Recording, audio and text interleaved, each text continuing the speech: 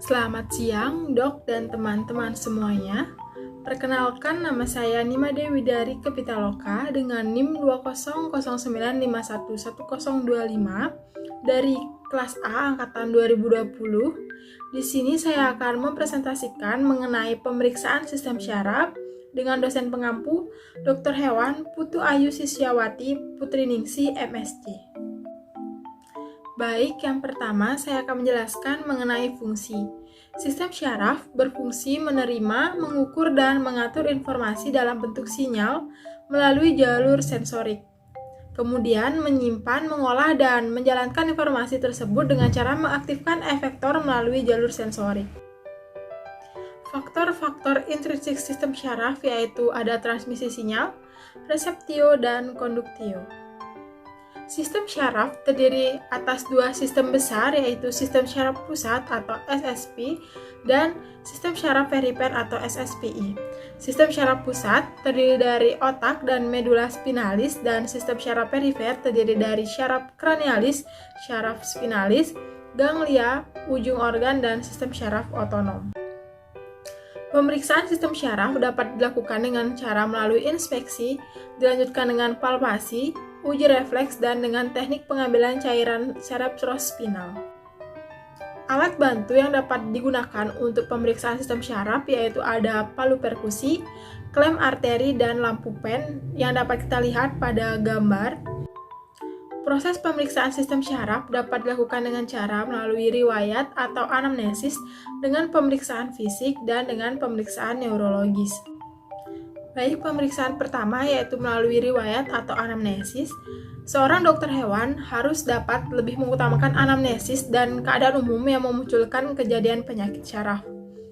Hal-hal yang harus ditekankan pada anamnesis yaitu yang pertama, apakah ditemukan disfungsi sistem syaraf dan bukan merupakan kesimpulan dari pemilik hewan.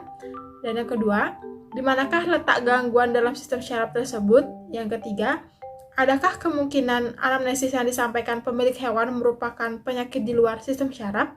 Dan yang terakhir, adakah gangguan yang berlangsung akut atau kronis atau mungkin berulang dengan jarak yang pendek ataukah dengan periodik dan terus memburuk? Yang selanjutnya ada pemeriksaan fisik. Sistem syaraf tidak dapat diperiksa secara pemeriksaan fisik umum karena struktur petulangannya itu sangat melindungi sistem ini.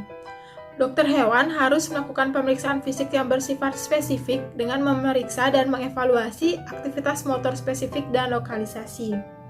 Kesulitan utama dalam melakukan pemeriksaan fisik spesifik yaitu dengan temuan penyimpangan morfologi syaraf tidak selalu sejalan dengan gangguan fungsional yang terjadi. Yang terakhir merupakan pemeriksaan neurologis yang digunakan untuk mengetahui lokasi masalah sistem syaraf dan mengetahui tingkat keparahan simptom. Pemeriksaan neurologis itu terdiri dari yang pertama mentasi atau observasi awal. Kita dapat mengobservasi bagaimana postur kepalanya, bagaimana respon ancamannya, bagaimana refleks pupilnya, dan lain-lain. Yang kedua, kita dapat melakukan pemeriksaan pada refleks kranialnya.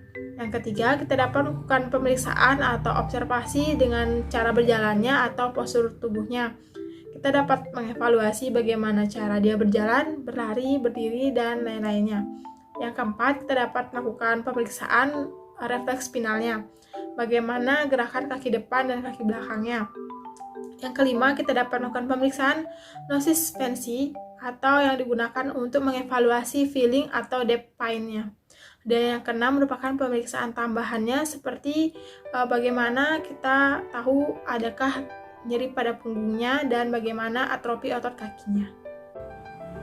Baik, sekian yang dapat saya sampaikan. Kurang lebihnya saya mohon maaf dan terima kasih. Sampai jumpa.